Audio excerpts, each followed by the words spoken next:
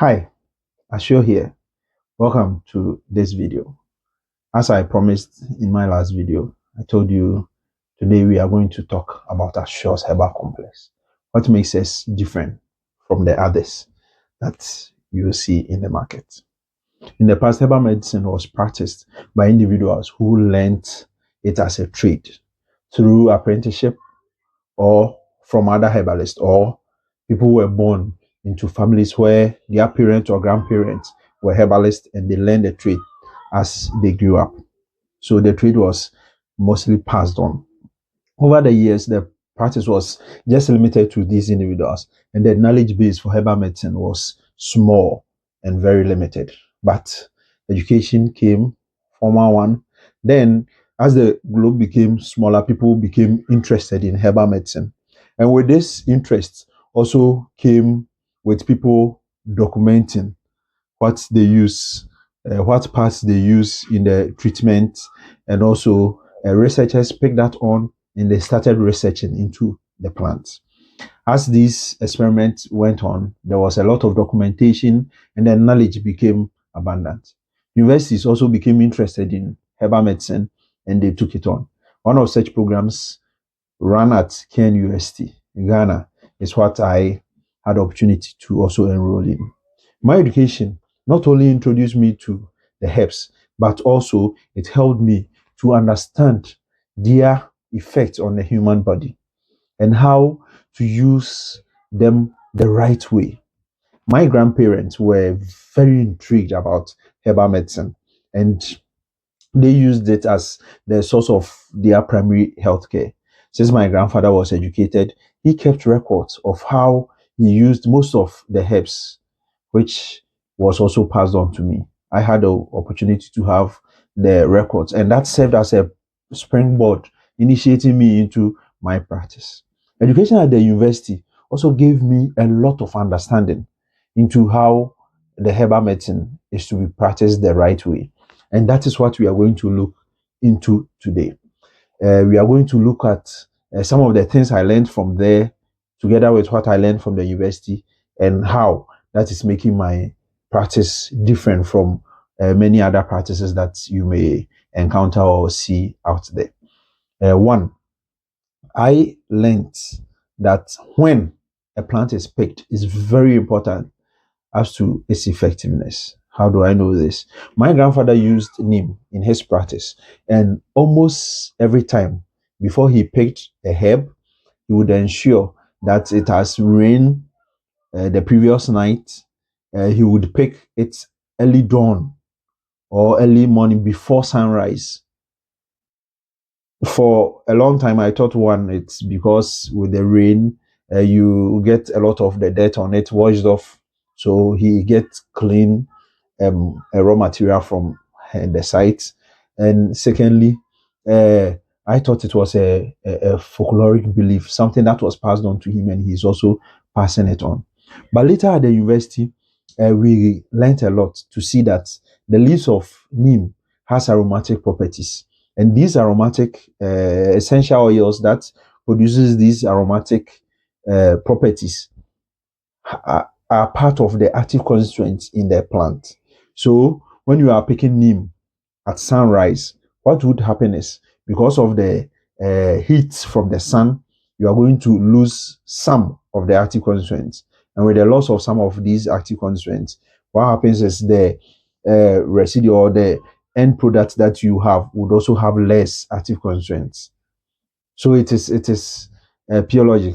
At sunrise, when you almost walk past a neem tree, you know that it is there because you smell it around, and it is part of the art. So when this plant is picked early in the morning or early dawn, what happens is you are taking most of all these constituents, and that ends up in the preparation that you make. So, though they have a folkloric belief on when to pick the plant, it is also proven that scientifically it is accurate. Though they have not been to school, they knew all these things. So, at Ashos Herbal Complex, what we do is we make sure we pick our products at the right time. We look at the over 70 products that we have we look for each plant when it's supposed to be picked, so that we get its active constituents in the highest form for the benefit of everyone who will be using them. The second thing that we also do at our Herbal Complex is where we pick the plant. Research has shown that various plants grown at different places have different levels of active constituents, though it is the same plant. So we've taken it upon ourselves to research into the various areas that plants are grown.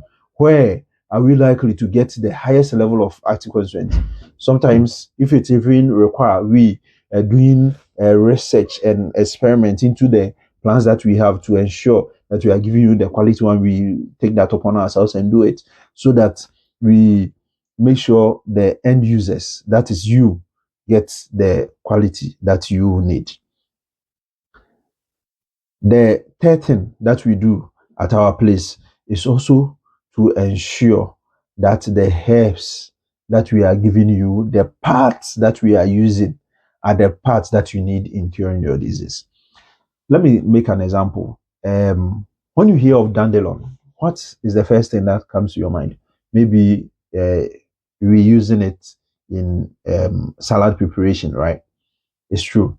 We put it on a salad, chew it raw, and it is good. It helps us with a lot of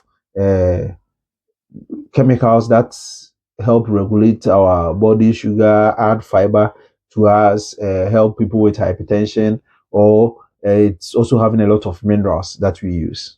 But did you know that the root of dandelion too is a very potent, effective herbal medicine? It is. In my practice, we observed that the root of dandelion is a very powerful medication for diabetes.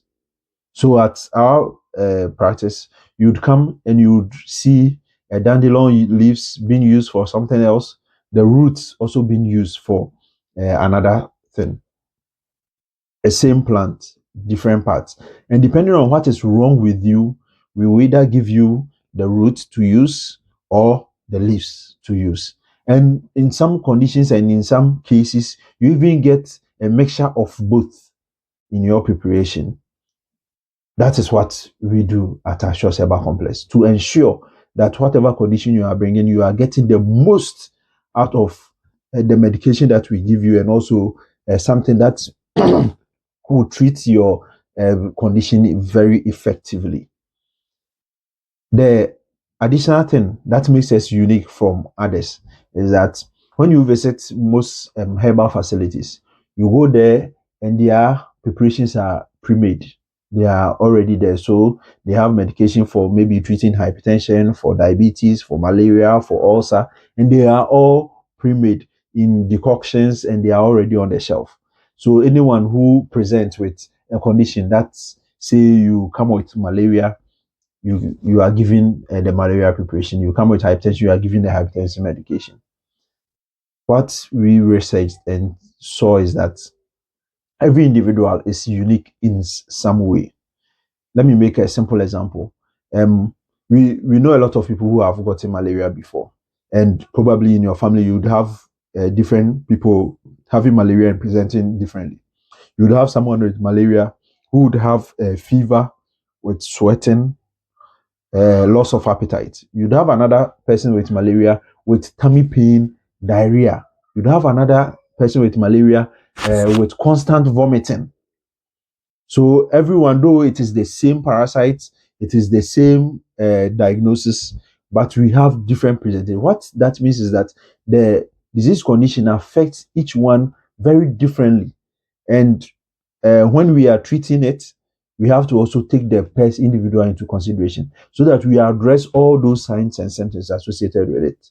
So if somebody is having malaria and he's able to eat, then we give him oral medication, right?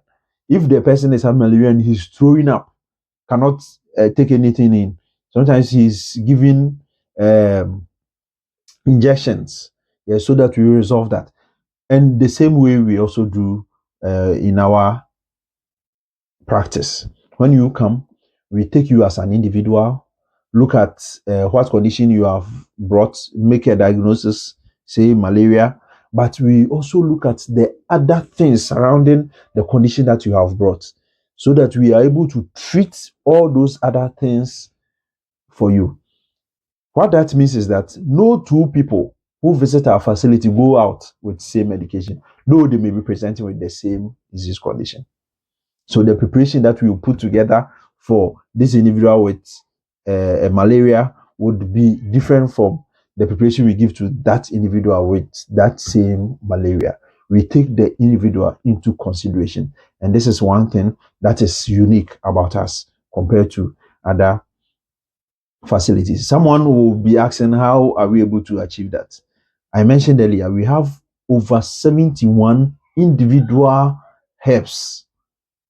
This is not, we are not adding herbs that we have the bark, the roots, the leaves, which are all separate for treating different disease conditions and depending on their intensity. And this is in counting because every now and then we continue our research to discover more plants, add it up to improve our preparations. In addition to that, we have multiple preparations too for a single condition. So, say malaria, we have about 4, 5 different preparations that we can use in treating malaria. So, depending on the signs and symptoms that you present, that will determine which of the preparation that we would be giving you. Now, with the additional advantage of that is that when you visit our facility and we give you a preparation and your condition does not improve or the rate of recovery is not something that we like, then we have the room to change the preparation for you. So we don't stop at anything until you are completely healed. That is what we do. Another thing that we are talking about again is the how natural our preparations are. Every time we talk about herbal medicine, one thing that comes to the mind of very many individuals is the naturality of the medication, how pure your preparations are. Mostly for all the other herbal practitioners who have already made preparations, though they are natural, if you prepare a medication and you leave it on the shelf, it will go bad, right? To fix that, you would have to add preservatives to it. Preservatives are not a bad thing. It helps store the medication for years. But I took it upon myself to do an experiment. I had 2 preparations, same plants, they were decoctions, and I put a preservative in one, no preservative in the other, and sent it for research. At the end of the research, what we discovered was that the preparation with the preservative, the intensity of the preparation, as shown on the thin layer chromatography, was lesser than that shown on the preparation without preservatives. Meaning, when you prepare a decoction without preservative, the intensity or the efficacy of it is higher than that with the preservative, because the preservative reacts with some of the active constituents in order to protect it, give it that protection and that shelf life. But the one without it would have everything available for the consumption of the individual who is taking the preparation. So what we have done is over 90% of the preparations that we would give you are things without preservatives so that you get the most out of it. There are other conditions that we can do nothing about, that we would have to give you a preservative in there. But those that we can prevent adding preservatives to it, we do that so that you get the most out of the preparation that you are going to take, to ensure that you get well soon and safely.